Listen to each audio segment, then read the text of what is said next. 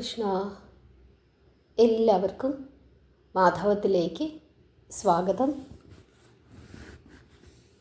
ഇന്നലെ നമ്മൾ പറഞ്ഞത് ഭഗവാൻ ശ്രീകൃഷ്ണൻ്റെ സ്വർഗാരോഹണമാണ്. ഭഗവാൻ ഈ ഭൂമി വിട്ട് പോയിരിക്കുന്നു. അദ്ദേഹം തൻ്റെ ശരീരം ഉപേക്ഷിച്ചിട്ട് തൻ്റെ മൂലകാരണമായ മഹാവിഷ്ണുവിൽ ലയിച്ചിരിക്കുന്നു. ഈ കാഴ്ച അദ്ദേഹത്തിൻ്റെ സാരഥിയായ ദാരുകൻ കാണുന്നു. ഭഗവാനെ പലതവണ നമസ്കരിച്ചിട്ട് ഈ ദാരുകൻ കരഞ്ഞുകൊണ്ട്, നെഞ്ച് തടിച്ചു കരഞ്ഞുകൊണ്ട് അദ്ദേഹം ദ്വാരകയിലേക്ക് ഓടുകയാണ്. അപ്പോൾ അവിടെ ദേവകീദേവി വസുദേവരോട് സങ്കടം പറഞ്ഞുകൊണ്ട് നിൽക്കുന്ന സമയമായിരുന്നു. പ്രഭാസ തീർത്ഥത്തിലേക്ക് പോയവരാരും ഇതേവരെ തിരിച്ചു വരാത്തത് എന്തുകൊണ്ടാണ്?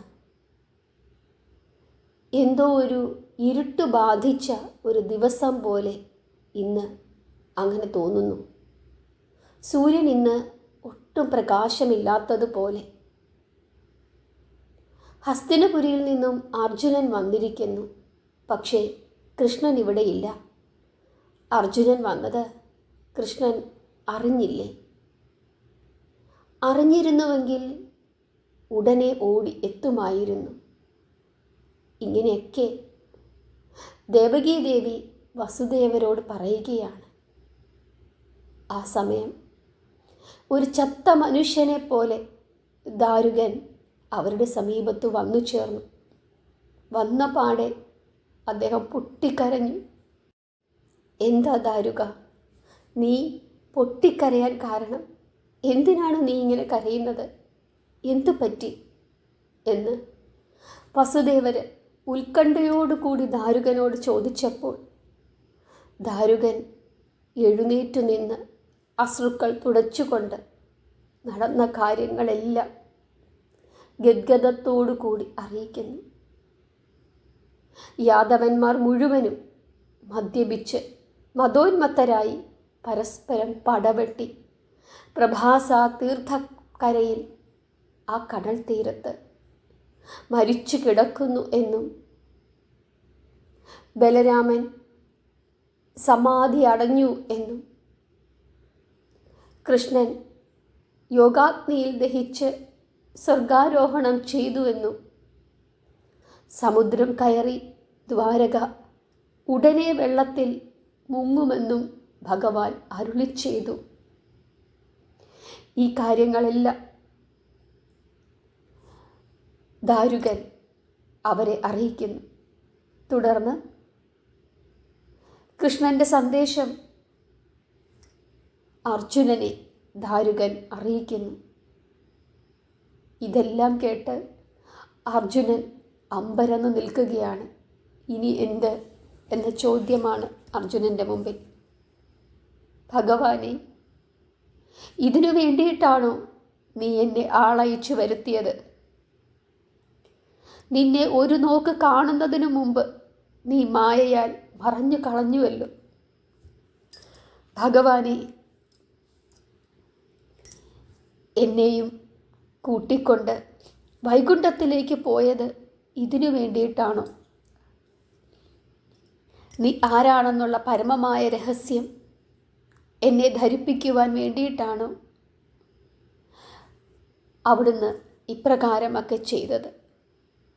ഭാരതയുദ്ധത്തിൽ അവിടുന്ന് എനിക്ക് നൽകിയ ഗീത ഉപദേശവും അവിടുന്ന് എനിക്ക് കാണിച്ചു തന്ന അവിടുത്തെ വിശ്വരൂപവും ഞാൻ എങ്ങനെ മറക്കും?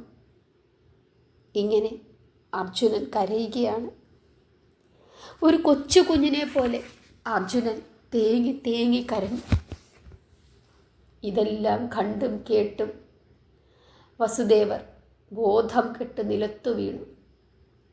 സ്ത്രീജനങ്ങൾ മാറത്തടിച്ച് വിലപിക്കുവാൻ തുടങ്ങി. ദ്വാരക മുഴുവൻ കരച്ചിലാണ്. പുരുഷന്മാർ ആരും അവിടെയില്ല, സ്ത്രീകളും കുട്ടികളും. താൻ ഒരാളെ കൊണ്ട് അവരെ എങ്ങനെ സമാധാനപ്പെടുത്തുവാൻ കഴിയും? അർജുനൻ വല്ലാതെ വിഷമിച്ചു. ദാരുകൻ ആ രംഗത്തിൽ നിന്നും മാറിക്കളയുകയും ചെയ്തു. അയാൾ മാധവ മന്ദിരത്തിൽ പ്രവേശിക്കുവാൻ തിരക്കിട്ടു പോയതാണ്. മുറവിളിയും ദീർഘരോദനങ്ങളും വർദ്ധിച്ചുകൊണ്ട് തന്നെയിരുന്നു. വസുദേവർ ആ കിടപ്പിൽ നിന്നും പിന്നെ ഉണർന്നില്ല. അത് അദ്ദേഹത്തിൻ്റെ ദീർഘനിദ്രയായി മാറി. അടുത്ത ദിവസം പ്രഭാതത്തിൽ 7ാം പ്രജാപതിയായിരുന്ന വസുദേവരുടെ ആ ശരീരം വെടിഞ്ഞ് അദ്ദേഹം സ്വർഗലോകം പൂകി. പാർത്ഥന്റെ ചുമതലയിൽ മാതുലനായ അദ്ദേഹത്തിൻ്റെ സംസ്കാരാദി ചരമക്രിയകൾ നിർവഹിക്കപ്പെട്ടു. അദ്ദേഹത്തിൻ്റെ 14 ഭാര്യമാരിൽ അവശേഷിക്കപ്പെട്ടിരുന്ന മദിര, ഭദ്ര, രോഹിണി, ദേവകി എന്നീ 4 സതീമണികളും ആത്മവല്ലഭൻ്റെ ചിതയിൽ ചാടി ജീവത്യാഗം ചെയ്തു. അതിനുശേഷം അർജുനൻ അവിടെ ഉണ്ടായിരുന്ന എല്ലാ സ്ത്രീജനങ്ങളെയും കൂട്ടിക്കൊണ്ട് പ്രഭാസ തീർത്ഥക്കരയിൽ പോയി. മരിച്ചു കിടക്കുന്നവരുടെ ജഡങ്ങൾ അവർക്ക് കാണിച്ചു കൊടുത്തു. എണ്ണമില്ലാത്ത ശവശരീരങ്ങൾ, ആർക്കു കണ്ടാലും ഭയം തോന്നുന്ന അഭീകരമായ ദൃശ്യം. ഒരു ശ്രേഷ്ഠമായ വംശത്തിൻ്റെ ദുരന്തമായ അന്ത്യം. വൻകരയിൽ നിന്നും ആളുകളെ വരുത്തി അവരുടെ സഹായത്തോടു കൂടി ആ ജഡങ്ങൾ മുഴുവനും വിധിപ്രകാരം സംസ്കരിച്ചു. അതിനാവശ്യമായ ധനം ദ്വാരകയിൽ തന്നെ ഉണ്ടായിരുന്നു. ഭഗവാൻ അതൊക്കെ അവിടെ സൂക്ഷിച്ചു വെച്ചിട്ടുണ്ടായിരുന്നു. അനവധി സ്ത്രീരത്നങ്ങൾ അവരവരുടെ ഭർത്താക്കന്മാരുടെ ചിതകളിൽ ചാടി അവരുടെ ജീവൻ ത്യജിച്ചു. കൃഷ്ണൻ്റെ 8 പത്നിമാരിൽ സത്യഭാമ ഒഴികെ ബാക്കി 7 പേരും പ്രത്യേകം ചിതകളുണ്ടാക്കി അവയിൽ ചാടി ആത്മാഹൂതി ചെയ്ത് ഭർത്താവിൻ്റെ അടുക്കലേക്ക് എത്തിച്ചേർന്നു. ബാക്കിയുണ്ടായിരുന്ന 16,000 സ്ത്രീകളും ശ്രീകൃഷ്ണ രൂപം ധ്യാനിച്ചുകൊണ്ട് സരസ്വതി നദിയിൽ ചാടി മുങ്ങി മരിച്ച് മോക്ഷപ്രാപ്തി നേടി.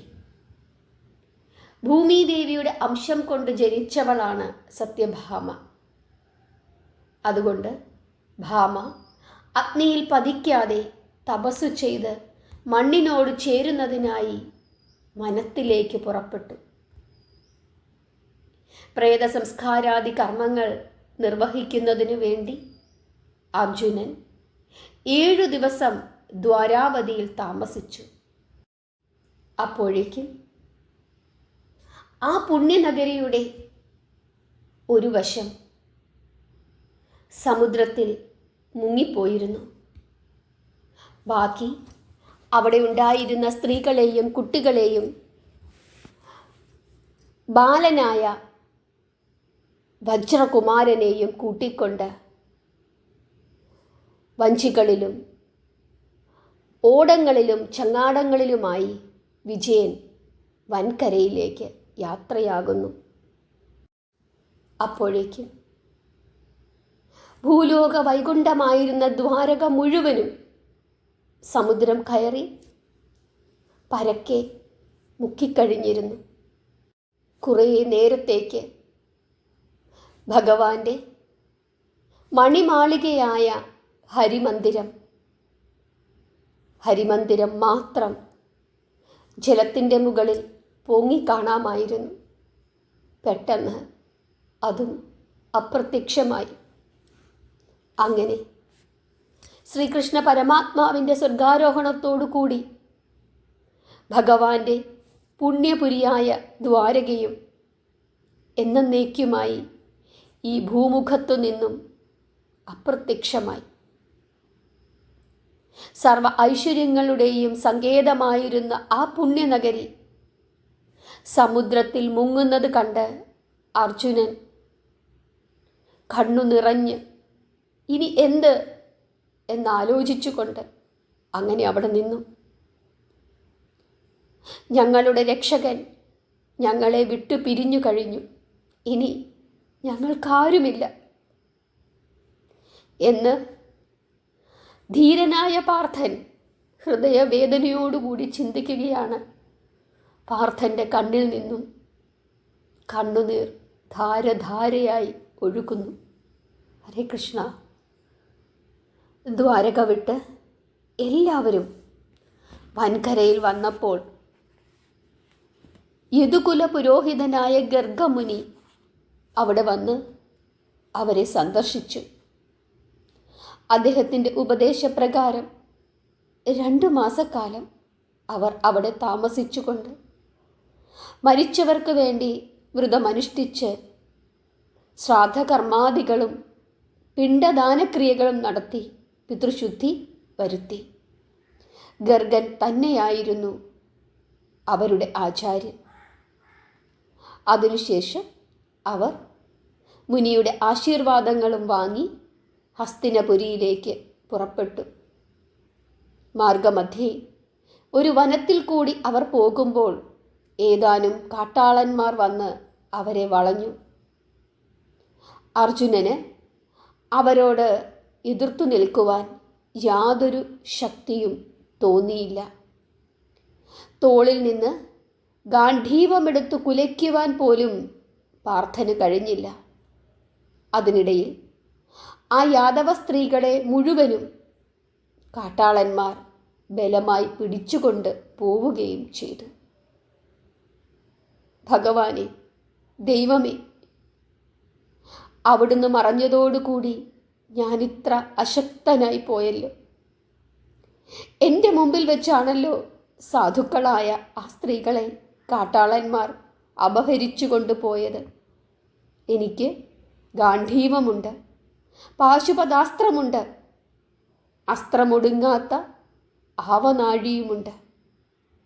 എന്നിട്ടും നിസാരന്മാരായ ഈ കാട്ടാളന്മാരുടെ മുമ്പിൽ ഞാൻ അശക്തനായി നിന്നുപോയല്ലോ. ഇങ്ങനെ ചിന്തിച്ച് സങ്കടപ്പെട്ട് അർജുനൻ നിൽക്കുമ്പോൾ അവിടേക്ക് വ്യാസമഹർഷി എഴുന്നള്ളി. അർജുനനെ വ്യാസമഹർഷി ആശ്വസിപ്പിച്ചു. പാർത്ഥ, നീ സങ്കടപ്പെടേണ്ട. നിന്റെ കഴിവുകേടും ശക്തിക്കുറവുമൊന്നുമല്ല അതിനു കാരണം. മുനിശാപമാണ്. ഒരിക്കൽ ഈ സ്ത്രീകൾ അഗസ്ത്യമുനിയുടെ ആകൃതി കണ്ട് അദ്ദേഹത്തെ പരിഹസിച്ചു, ചിരിച്ചു. നിങ്ങൾ കാട്ടാളന്മാരുടെ ഗൂഢഭാര്യമാരായി തീരട്ടെ എന്ന് ആ സമയം അഗസ്ത്യമുനി അവരെ ശപിച്ചു. അവരെയാണ് ഇപ്പോൾ ഈ കാട്ടാളന്മാർ കൊണ്ടുപോയത്. അത് വിധിയാണ്. ഒരു കാര്യം കൂടി നിങ്ങളെ ഞാൻ ഉപദേശിക്കുന്നു. ഭഗവാന്റെ അന്തർധാനത്തോടു കൂടി നിങ്ങളുടെ കാലവും അവസാനിച്ചിരിക്കുന്നു. ഇനി കഴിയുന്നതും വേഗം നിങ്ങൾ രാജ്യഭരണം അവസാനിപ്പിച്ച് വനവാസം സ്വീകരിക്കണം. ഇങ്ങനെ വ്യാസദേവൻ അർജുനനോട് പറയുന്നു.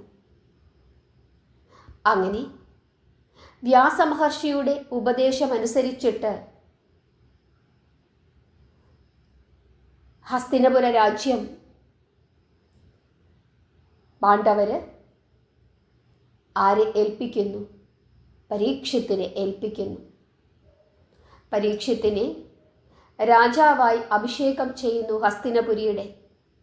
അതിനുശേഷം അനിരുദ്ധൻ്റെ പുത്രനായ വജ്രകുമാരനെ യദുവംശത്തിൻ്റെ രാജാവായി വാഴിക്കുന്നു. അതിനുശേഷം പാണ്ഡവർ വനവാസം സ്വീകരിക്കുന്നു. പിന്നീട് ഓരോരുത്തരായി സ്വർഗവാസം സ്വീകരിക്കുന്നു. ഹരേ കൃഷ്ണ. അങ്ങനെ ഭാഗവതം എന്ന പുണ്യകഥ ശ്രീ ശുക ബ്രഹ്മർഷി പരീക്ഷിത് മഹാരാജാവിന് ഉപദേശിച്ചു കൊടുക്കുന്നു. ഭാഗവതം ശ്രീശുകൻ പരീക്ഷത്തിന് ഉപദേശിച്ചു കൊടുത്ത രീതിയിലാണ് എഴുതപ്പെട്ടിരിക്കുന്നത്.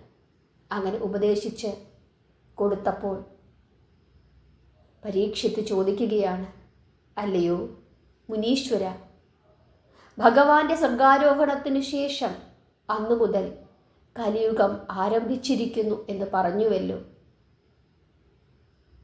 കലിയുഗത്തിൽ ഭൂലോകവാസികളുടെ അനുഭവം എന്തായിരിക്കും? എങ്ങനെയായിരിക്കും അവരുടെ ജീവിതം? എന്താണ് കലിയുഗത്തിൻ്റെ പ്രത്യേകത? അങ്ങ് അതുകൂടി എന്നെ ധരിപ്പിക്കണമെന്ന് പരീക്ഷിത്ത് ശ്രീശുകനോട് അപേക്ഷിക്കുന്നു. അങ്ങനെ ശ്രീശുകൻ കലികാല വർണ്ണന ചെയ്യുന്നു. ഹരേ കൃഷ്ണ. കലിയുഗത്തിൽ എന്തൊക്കെ സംഭവിക്കുമെന്നുള്ള കാര്യം വിശദമായി തന്നെ ശ്രീശുക ബ്രഹ്മർഷി പരീക്ഷത്തിന് പറഞ്ഞു കൊടുത്തിരുന്നു. കലികാല വർണ്ണന ഭാഗവതത്തിൽ എങ്ങനെയാണ് പറഞ്ഞിരിക്കുന്നത് എന്നുള്ള കാര്യം ഞാൻ നിങ്ങൾക്ക് അടുത്ത ദിവസം പറഞ്ഞു തരാം. എല്ലാവരും ആ ഭാഗത്തിനായിട്ട് കാത്തിരിക്കണം. നമ്മൾ ഏകദേശം 2 മാസത്തോളം, അതായത് വൈശാഖ മാസം തുടങ്ങിയപ്പോൾ മുതൽ ഭാഗവതത്തിൽ ഭഗവാന്റെ അവതാരത്തോടുകൂടി, ഭഗവാന്റെ അവതാരം മുതലുള്ള കഥയാണ് നമ്മൾ പറഞ്ഞുകൊണ്ടിരിക്കുന്നത്. ധാരാളം ആളുകൾ അന്നു മുതൽ എല്ലാ ദിവസവും ഭഗവാന്റെ ജീവിതത്തിലൂടെ സഞ്ചരിച്ചു.